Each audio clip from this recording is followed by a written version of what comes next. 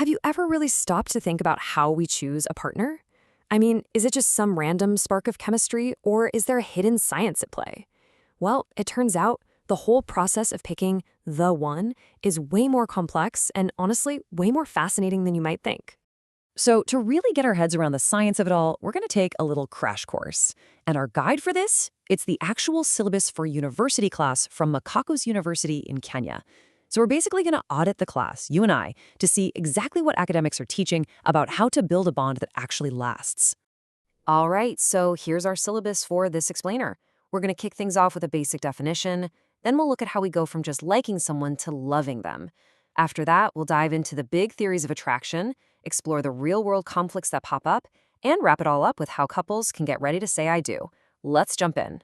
Okay, first things first. Before we can get into all the cool theories and messy conflicts, we've got to have a really clear definition of what we're even talking about. So, mate selection. It's the whole process of picking a partner for a serious, long-term relationship. Now, the crucial thing here is that this isn't just about a casual date.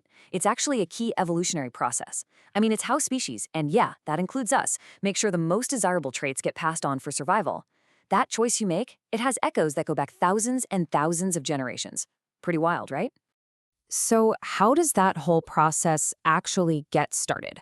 Well, this university course we're following, it dedicates several weeks to exactly this.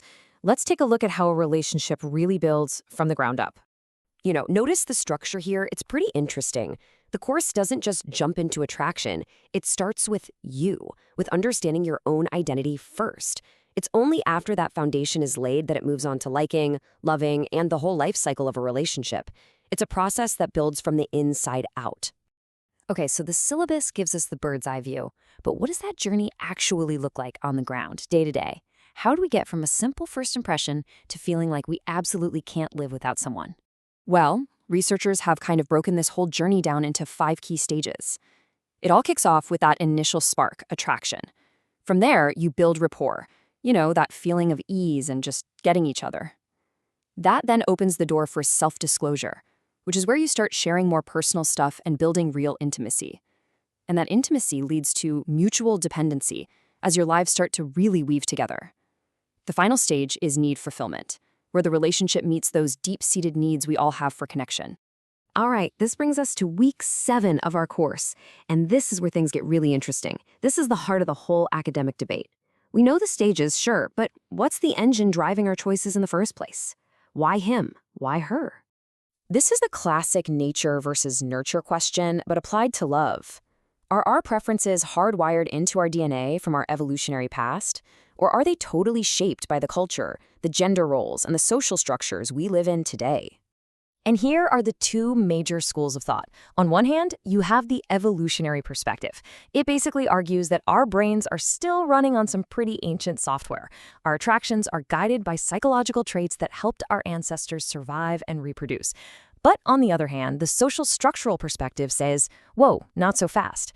It argues our choices are really a product of our environment, specifically the different roles and power dynamics men and women have held in society over time. To really nail down the social structural viewpoint, just listen to this quote from researchers Eagley and Wood.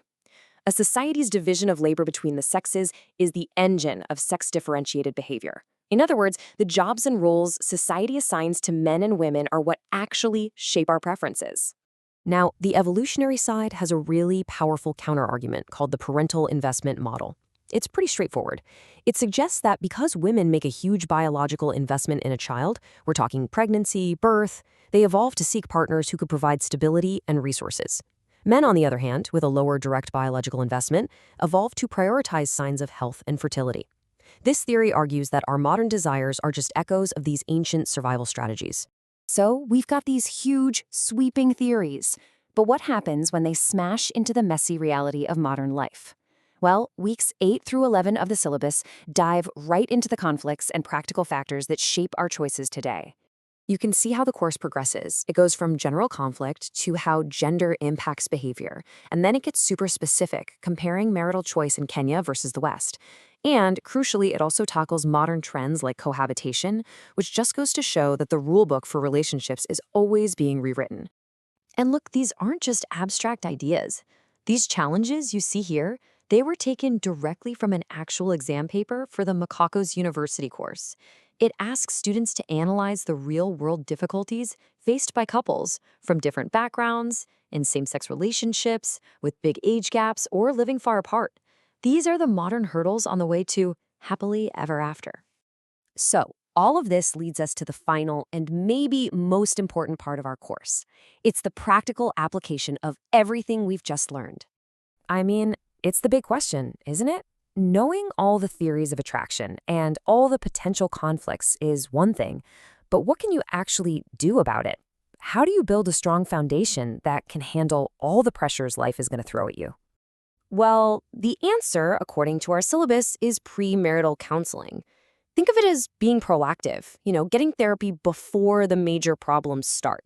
The whole goal is to set realistic expectations and build a solid toolkit for communication and resolving conflicts. And this isn't just some fluffy conversation. Counselors guide couples through the big, heavy-hitting topics that often go undiscussed. We're talking money, sex, and how the family you grew up in shapes who you are today. The idea is to put all your cards on the table before you say I do. But what's the psychological theory that actually makes this counseling work?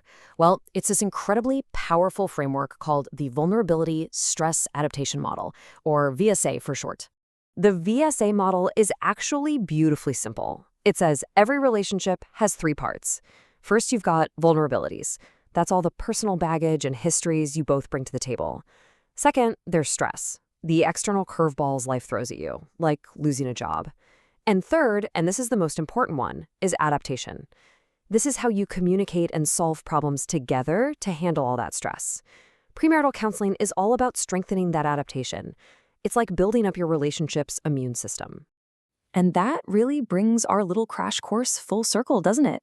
We started out by exploring the deep-seated reasons behind our attractions. We moved through the stages of love, the big theories, the real-world conflicts, and we ended with a practical toolkit for building a relationship that can actually last.